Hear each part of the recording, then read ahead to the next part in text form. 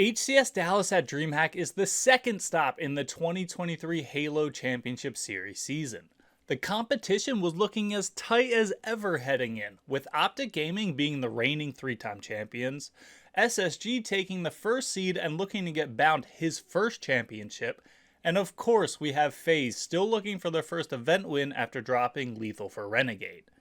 OpTic did not start out too hot, however, sporting an early hiccup 3-0 series loss to the European team Quadrant, which resulted in them coming second in pools.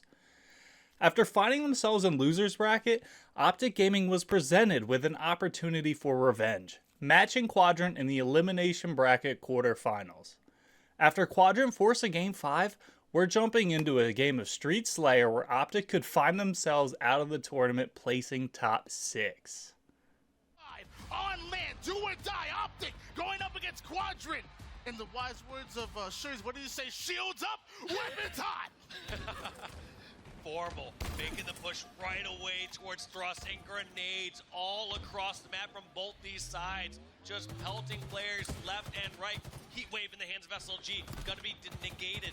So in a situation like that, Formal isn't looking to hunt down that player, instead looking to do damage across the map. Heat wave in his sights, not able to get the kill.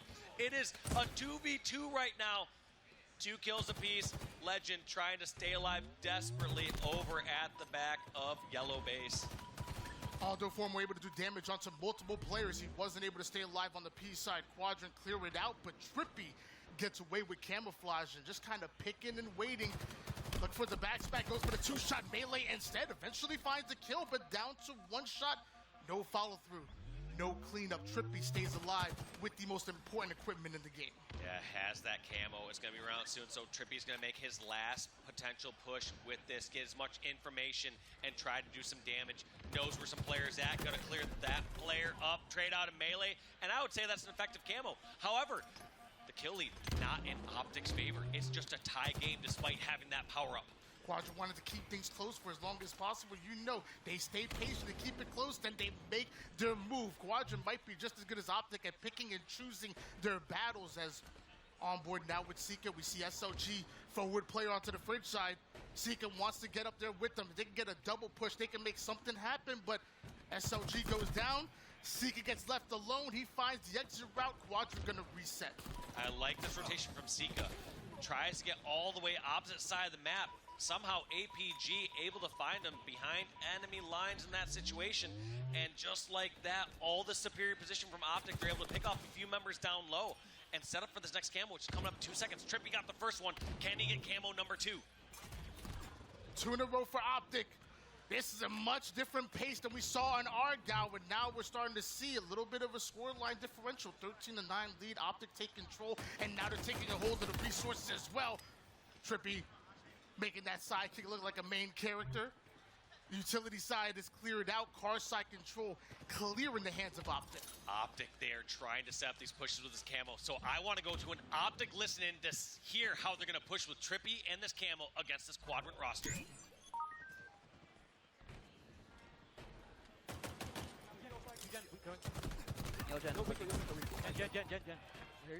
Yo, still Yo Gen, Joey, still Yo Gen. I'm pushing it. I'm looking at Yo Gen, bump Yo Gen, one shot out Suji. Watching. He's still stuck there. He's still Two stuck here, there. 2 here, one's 1. I'm coming. 2 on Yo Gen, one's 1 on the head. 2-1. Push Joey. They push Joey. Top. I got one. Pink door. One into you guys. Here, Joey. I'm here. Fight, Joey. Fight. I couldn't. There's 2 here. There's 2 here. There's two. Back off that, Pump guys. pink one, pump pink one. Yo, just wait for a second. Just wait for a second. Yeah, just hide, Brad. Brad's hiding P1. Clear blue here? Yeah, Spawn here. L3 jumped up. Alright, listen. We already have pink control a little bit. I felt L3. Joey. Yo, L1 weak. Yeah, Check. I'm gonna look car. Pink one on me. They don't hear. I'm looking bad. Shot. I'm pink whip. Yeah, I'm looking car, Joey. I'm looking car. I'm here, Tommy. I'm pink one. Alright, I'm not letting. Blue car, pink jump. Blue peach up, Joey. One shot. And blue car jump kill. Got him. Another one blue car, L1, Tommy. L1. He might go. He's hitting L1. 2 L2. One's yellow L2. bridge, I'm hiding. One's going. They're sitting L1, dude. They're Sitting sitting here. Yo, can we push L1? I can't. Okay, that's fine. P1, Play pink. Front yellow, one shot. One's L3. Yellow shot. Bottom mid. Watch out, bottom mid. Looking front yellow. I got one. Yellow streams. Yep. Going yellow. Yo, pink door. go back to blue. Back to Listen, blue. we should wrap back the car after this. Yo, one's L3. And listen to those direct call-outs there coming out from OpTic Gaming. You hear Lucid consistently saying, one above you, Trippy. Watch your back, Joey. they are very specific because these players are coordinating on the exact same spot. They're not just calling out where players are at without a purpose. And because of that, you see OpTic right now setting up for the third camo. Formal has to back down, cannot jump up and give up his life for that. And you know for a fact he did not want to give up that height advantage, but if he didn't, he would have ended up going down. So better to stay alive and not get camouflaged than to die and not get camouflaged. Trippy comes up with another one. Not only have OpTic gotten 3 in a row, Trippy himself has gotten 3 in a row, and you can tell when the score line 10-5. Picking and choosing the battles, a 25-19 lead, and we're fastly approaching that 30-kill mark. Trippy gonna decide to get some thruster, likely gonna use that later to trade out a melee when needed, because he's gonna be up close and personal with these players. Decides to even thrust away after getting that first melee. Somehow barely escapes, but Sika's missed grenade stick was able to pick him off. So I would say that was fairly fortunate there for Quadrant to go 1 for 1 there against a camo Trippy. But it's still a 5-kill game. Let's make it 6 now. And Lucid controlling the high ground. Sika, he wants the P side, but he's not going to give it up easily. Lucid, like a gentleman, introduced him to the kill feed. Clears out the P side, goes in for the double. Didn't even get his shields back. But OpTic is starting to field himself a little bit. Top mid control. Quadrant, they got to make something happen off the spawn. It's getting tough. They have to do it soon, too. One thing I'm seeing is a lot of these members of Quadrant are just down low, kind of scurrying in inferior locations. They need to keep some of this high ground, make sure that they have those backup spots so that when they do get the damage, they can push on through. Down to 1 shot. Lucid goes here. Only member on the P side. We're seeing OpTic sending 3 members on the strong side of the map. Formal, the first one to take down Chick. Once it becomes a 4v3, OpTic want to get aggressive with it. They take advantage of those numbers. Height advantage. Lucid takes down another one. 35-23, Quadrant running out of time. Those Quadrant members are looking for 1v1s, but when OpTic are on fire, they're looking scary. Lucid is going to grab that camo, eventually take it out and says, I know who this belongs to. Probably Trippy. We said it before, you know, Quadrant showed great camouflage control on our guy. They do save it for him. The same way you said that OpTic can't sacrifice every single camouflage and expect to win is a double-edged sword. Quadrant haven't gotten a single camouflage this game. You're currently down by double digits, quickly approaching the end game. Something has to change, and it has to change now. Formal picking up a double kill. This is such a tough position for Quadrant because not only do they need to match some of these kills, they need to turn this into a spawn slay. You see 3 members of Quadrant there stuck over the utility. They need to fan out and get a couple locations, whether that's car and the base. But look at this, they already have someone like Trippy and Lucid waiting for anyone to round this corner into a sick double team. OpTic are just baiting Quadrant to push up. They've showed so much presence on the car side. They're daring Quadrant to push onto that car too and maybe make something happen. Meanwhile, Formal, he's covering everyone's back from long range, and if anything gets close, he has the heat wave ready. He also knows car is safe from his teammates watching it earlier. Secondly, you saw Formal not afraid to trade that long-range damage against players at pink. When you are the anchor of your team, you want to trade that damage out. Formal getting up close and personal with SLG, getting that heat wave damage and then scurrying away. Just 5 more kills needed. Another battle goes OpTic way as Trippy earns himself a killing spree. I see off the screen, we see the paint start to come in. They're commanding the troops to say, we have to clear this car side out. That's exactly what they do. Now OpTic just 1 kill away from advancing forward and getting their revenge, chasing Chick down, and there it is. OpTic Gaming advance forward. Quadrant going home. No stumbles there from Trippy as he drops 21 kills in this crucial game number 5 to keep his tournament life at stake. What a performance from Trippy and OpTic to clutch out that series. OpTic edges out Quadrant and keeps their hopes alive, and Quadrant find themselves going home top 6, tying the highest placing ever for a European team. Great showing from Quadrant, but OpTic is the team that gets to fight another day. After eliminating Native Red in the elimination semifinal, OpTic Gaming get another chance at revenge against SSG on Championship Sunday, the team that knocked them into the elimination bracket just the day before. After going down 2-1, OpTic has their back against the wall as they fight for a chance to win their 4th straight major in a game of recharged strongholds. Very game type. If OpTic want to be the best, they got to beat the best on their best game type. And here we are kicking off with Bound, trying to challenge over towards Control. These teams want to get that camo, but it's not going to be given up for free. Bound gets a nice flank, gets the double kill onto Trippy, trying to get away with that camo, somehow still alive. We call this guy one of the best movement players in the game for a reason. I was just talking about like the individual plays that we're seeing less of. Spacestation game with 3 down.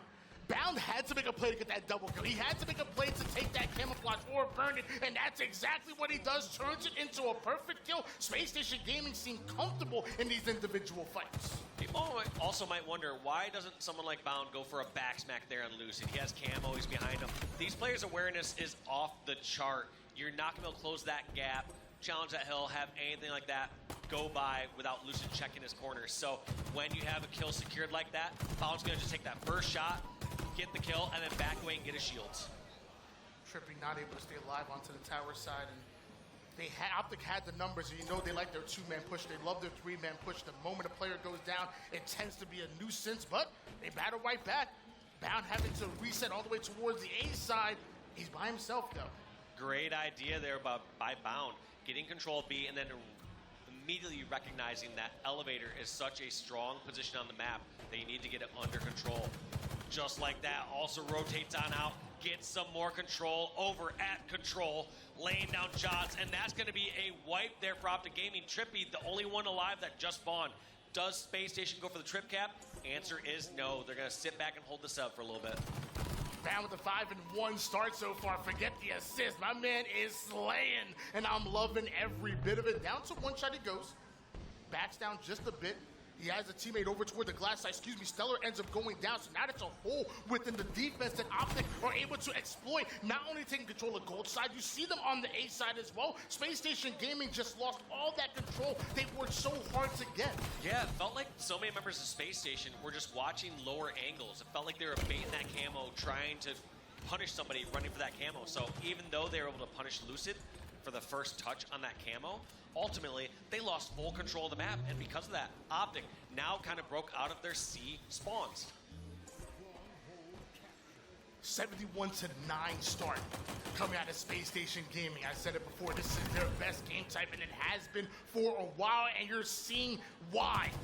OpTic Gaming, the world champion, struggling to get Space Station Gaming off the map long enough for them to take 2, if not 3 captures. Finally, it happens. Finally, OpTic ends up in the B side. They were almost working for Charlie at the same time, but Space Station Gaming not going to allow that one. Yeah, trip cap going down, or trying to go down there for OpTic, but you have to wonder, did they overextend?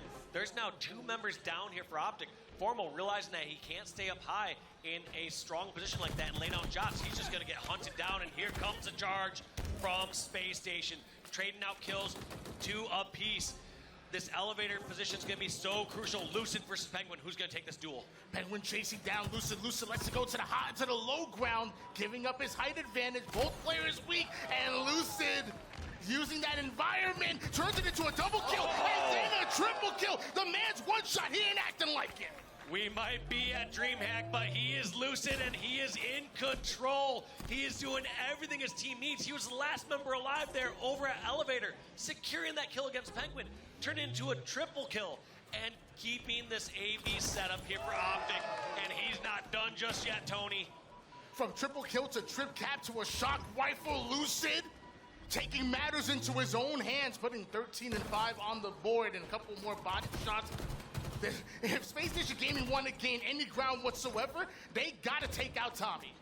And Tommy's not done just yet. He's also going in for this trip cap, getting the finish over on the double stacks towards Stellar.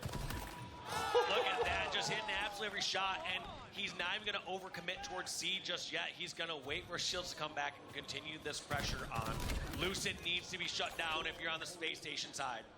And with that pressure that Lucid and the rest of OpTic were able to create, APG gets away with that camouflage. Eventually does end up going down, but that's a camouflage that Space Station Gaming desperately needed, because it looks like OpTic, they take the lead.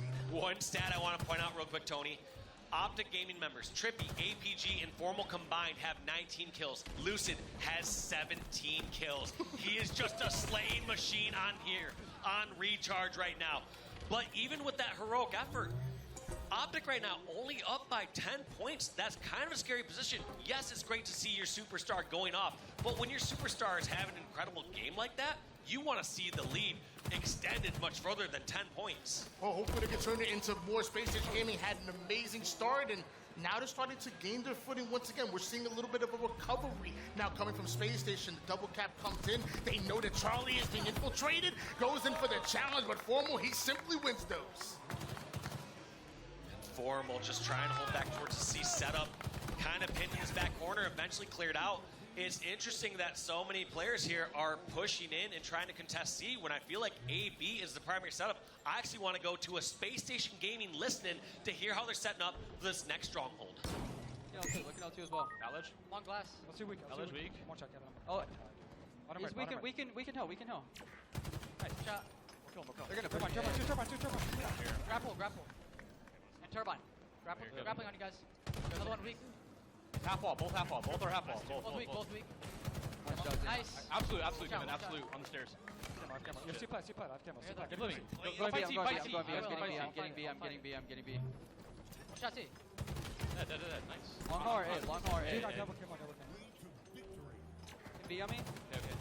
One shot L2. Top red. Chippy corner as well, Zane. Okay. Playing C, guys. I'm going back to A. Okay, they're gonna be A. We should maybe play something other than A. Nine to red. Yo, bottom. Watch out, bottom red. Bottom A. Trevor stairs. Go bottom A going. Yeah, still there. One A's weak. Just like that, you saw Space Station get control and then lose it towards the end of this listen-in.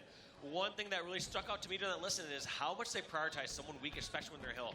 They're not afraid to drop somebody into that B stronghold to trade out a kill there when they have control of it. They want to make sure that that's not converted over so easily. Lucid putting his 22nd on the board. The moment Space Station Gaming wanted to go for that bottom mid flank, Lucid's already watching that angle, and Bound is now coming behind enemy lines of his zone. So flanks on top of flanks on top of flanks. Bound clears out Charlie. Just slays keep racking on up for all these players, especially Lucid, who's now at the 22 kill mark. Next closest person on the board is Stellar with 14. With that being said, OpTic Gaming once again have regained the lead. They have the optimal A-B setup, but how long can they hold it for? Where's the Space Station push going to be coming in from? They have options as they're at pipes. APG went in a huge 1v1 against Bound to shut down that pipe control. Space Station Gaming may have started Bravo, but it's about finishing it, and sadly they weren't able to do so. OpTic clear it out. They get the reset and right back into the double hold. Does OpTic Gaming Space Station gonna start it once again? Stellar's in there. Form was able to clear out the gold side, but Bravo gets stolen before he's able to get involved. Here we got Penguin trying to go for a crucial camo. Lucid says, how about no? Lucid has the pistol, Lucid has the camo, and where is he going to make his next push? His team has a 30-point lead. Do they go for the trip cap or just continue extending this? What a read on that grenade as Bound gets to stick onto Lucid to at least nullify that camo. Shock rifle now in the hands of Formal. It's his job to clear out this Whirlpool side and make sure that nobody's able to sneak in from Space Station Gaming. Double push onto the A. They're able to deal with one. APG falls forward, doesn't get the damage she's looking for. Back smack comes in. A side is cleared out. Space Station moving in for the double. Moving on in and trading kills. And what do we say here on Strongholds when it comes to your team having control? You'll trade kills all day. That is great if you're an OpTic fan. Strongholds are going to gain points on their own. So trading kills is just going to basically reduce the opportunity for Space Station to grab one of these. And once again, 2 more kills straight out each. Stellar trying to make a desperate play onto B, getting picked off across the map, and that's going to be another kill down there for Space Station. And a trip cap here for OpTic. Space Station not only need to stop the bleeding, they need to convert 2 hills before they know it. Don't have the control they're looking for, but they're gonna go right in for Charlie Bravo at the same time. Bravo's not gonna happen, at least just yet. Eco and Stellar, though, pushing up. OpTic are aware of it, but they're forced to back down, and they're forced to give up Bravo almost immediately. OpTic now the ones who need the slays here. They may be 9 seconds away from taking this game. Space Station Gaming, though, have control. I don't hate this play from OpTic backing down. If they don't have the numbers or the angles, there's no need to give up all these free deaths and get it into a reverse trip cap. As I say that, though, Space Station somehow get control of A. They get the reset on C, and OpTic are now on the back foot. OpTic were playing passive to avoid the strip cap scenario, and it still happened. OpTic are so close to sending us into a Game 5, but Space Station has already started to snowball, and it is rolling down a mountain right now. OpTic not able to get out Bravo. Not able to get Camel either, but it's already in the hands of Bound as he takes down one, make it two, killing spree for Bound. OpTic are in trouble. They had a 70-point lead. That is now just a 15-point game. Space Station trying to close us out with a trip cap. They don't even need to hold the trip cap this entire time, but they're still going for this push. That's going to be a perfect shock rifle shot there from Bound. Bound just buying time as much as he can. There's one player in B. Formal fighting his own fight at C, which is going to be reset. Where are OpTic going to go to get this last reset? And it looks like C is the play here from APG. Desperate 1v1 gets reset. Nobody in position for the elevator, and that's going to be OpTic's tournament life. Space Station take the series 3-1. A truly heartbreaking loss for OpTic and the end of their reign as champions. And now, we get to crown a new champion, as neither organization of FaZe or SSG has won a Halo championship. FaZe went down 3-1 in the series, but showed the resilience of champions as they battled back to push the series to Game 7. It all comes down to one game of Live Fire Slayer. Can SSG clutch up and force a bracket reset? Or will FaZe finally win their first Halo championship since picking up Renegade? Let's take a look. And who is going to get map control to turn it into a lead for FaZe?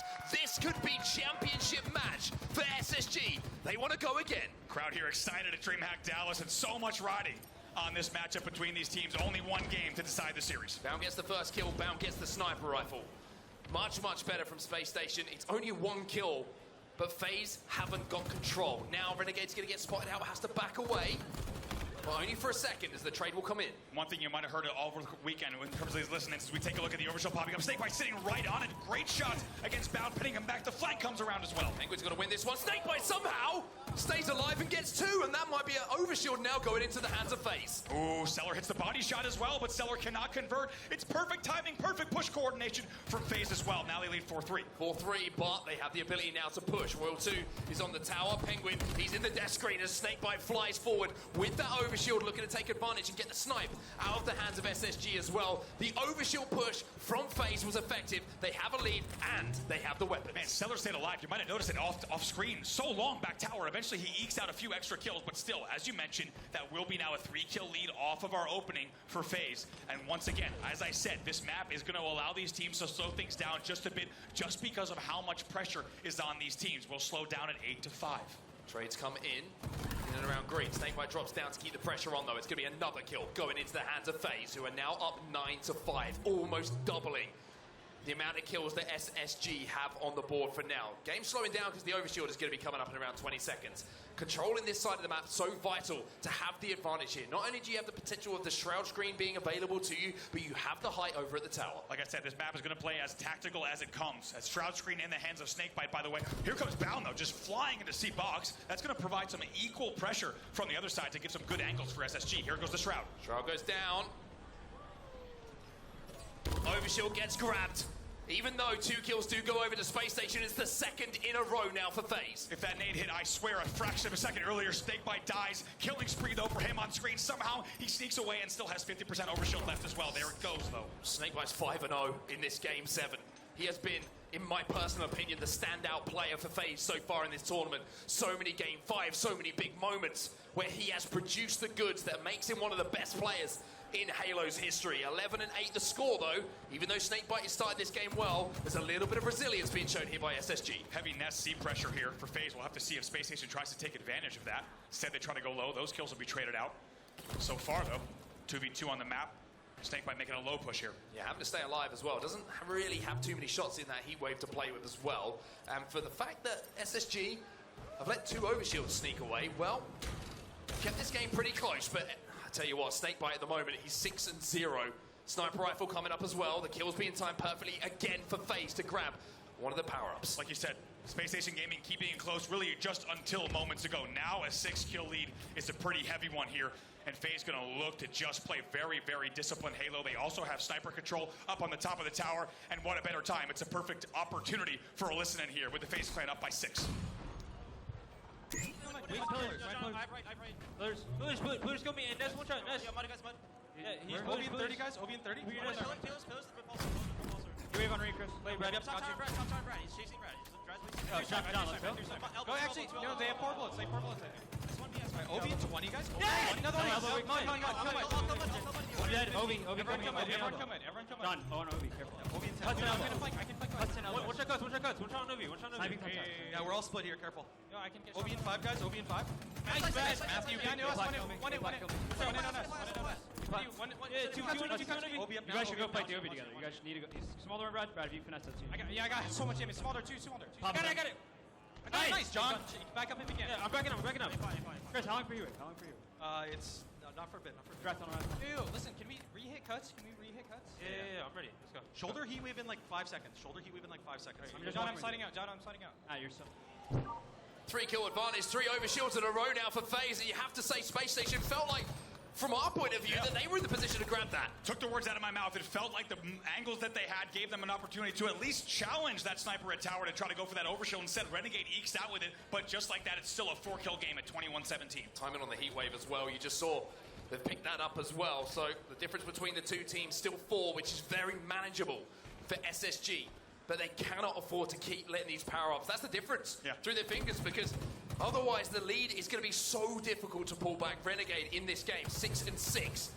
But that play, that grab of the overshield might be a difference maker. Oh, Renegade wins a battle. He had no business winning there. Now another battle here as that overshield gets ready to be battled for yet again. And you have to say, it feels an awful lot like Streets, right? FaZe is winning, but by just a little bit with full power-up control. What happens if SSG starts to get some OVs? Somehow Penguin stayed alive long there and managed to extend his life long enough for teammates to get in a position to keep him alive. 24-20 is the score. Space Station starting to get a little bit of control of the map now, but as you say, all eyes really from everybody here and at home are on where that next overshield's going. It's about to pop in around 20 seconds or so. Repulsor is going to be in the hands here of Stellar as well, so he can get up close and personal. Now he's getting all the information of where those spawns are coming in, so SSG are going to be careful not to get pinched here. What happens with the C push? Kills being traded out, like right now, 2v2 here. This is big before the OV pops in 11 seconds. Love this from Stellar, trying to be aggressive, trying to put pressure on, but needs to survive. Royal 2 trying to challenge him himself. Another flank coming in. He's going to go back up the chimney, the reverse Santa Claus. Royal 2, though, is going to pop up and say hello. Takes it down to the death screen for a few moments as that 6-kill lead is starting to extend here. But the overshield does go to Eco, but no backsmack. Somehow Eco stays alive. It looked like the backwhack was going to come in, but Eco stays alive. They get their first overshield of the game, and the game is still within 5 somehow. 5 kills the difference, but like you say, most importantly, finally SSG get control of an overshield. Renegade is going to be trying to flank through green, get some good angles, gets one onto Eco. And the game really is on a knife edge here. The series is on a knife edge. The tournament is on a knife edge. Once again, we could not ask for a better grand final between these two. 34-27, the FaZe lead now goes to 8 here. Snakebite with a sniper rifle in hand. That was 3 dead. And now continue control. What kind of angle is Snakebite going to take here on the nest and green spawners? One headshot here and maybe we might be thinking about FaZe running away with this one. Winning a Game 7 Slayer once again. Oh my goodness! Sends one to the heavens. And it's blessed on its way down. That plasma grenade is a game changer. Guess what? The slaying dominance continues from FaZe Clan. Now they're up by 11 kills in this game, which is really where it counts. 4:47 left on the clock. This is the home stretch for FaZe, and you have to think this is looking like it might be their event. Snakebite 12-6, double positive in a Game 7. Renegade chasing down Penguin for the killing spree. He's got Bound in front of him. Have a sleep, my friend. Puts him in the dirt as well. And the triple kill might have just sealed the deal here for FaZe. They're doing it with style. It's a 12-kill lead here. Only 8 kills to go for FaZe Clan. And what kind of miracle does Space Station need to bring this game back? Stella gets 1, but you feel like maybe this is just too much of a mountain to climb. Frosty gets another. It's 7 to go. Now for FaZe. Overshield is pretty much the only way back into the game for SSG, but you know that FaZe are going to be challenging a couple of trades, and they move within maybe 4, maybe 5 kills of closing this out. Royal 2 gets the first kill as well. Eco gets taken down to no shields, but where is the overshield going? Frosty with the spike grenades doesn't get the kill. Did Stella get it? Looks like Sellers should have that overshield, should have it clean on scoreboard here. He does get it, but oh god! He got shredded! Absolutely tuna melted there. No overshield to play with. That's a huge, huge team shot coming in from FaZe Clan. There will be no overshield to play with, and still, just like that, a 9-kill lead for FaZe. Oh. And they sniff him out as well. He gets taken down. The bottom mid push coming in from FaZe, but they're 4 dead!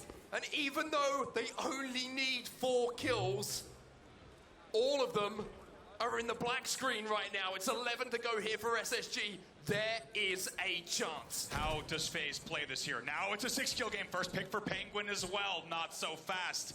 Even though FaZe Clan, now 7 kills. Somehow Frosty off screen gets 1. If he can get 2, this would be huge. A 6-kill game, 47-41. So Only FaZe 3 deaths to play with though for SSG. continues to trade. As long as FaZe continues to play this trade game, they will take the tournament. However, easier said than done. Sniper rifle up top middle. This would be big for SSG. Do they want to overextend to try and get it though? Because this way you can kind of keep FaZe at an arm's length. Renegade might be the player to watch here, playing for those spike grenades. Penguin's got the sniper away. Pressure on his shoulders. There is just enough room for error here, where Spacestation could make this happen. Double push against a coming in team from like FaZe. Double push coming in from FaZe. It's the flank from Renegade. Snakebite picks up 1. It's 2 to go now for FaZe. Stays alive here, bottom mid. So far, so good here. They get that first trade. Can they sneak out another one as well? No! 43-48. 219-49 on the board. 1 more kill here for FaZe, and they will be your champions. The drought might be over. The team change will be verified, and FaZe, they managed to do it, and who else but the captain? Snakebite steps up on the 50th, and FaZe Clan with their first Halo Championship. They're back on top. And there you have it. FaZe shows that no deficit is too much for them to overcome as they clutch up Game 7 and win their first Halo Major as a 4-man roster. Congrats to FaZe. Guys, that's going to do it for the best of HCS Dallas. Thanks for watching, and if you enjoyed this little recap of HCS Dallas, be sure to let me know down in the comments so I know that I should keep making these videos. This has been Rehab, and I'm signing out. Thanks for watching.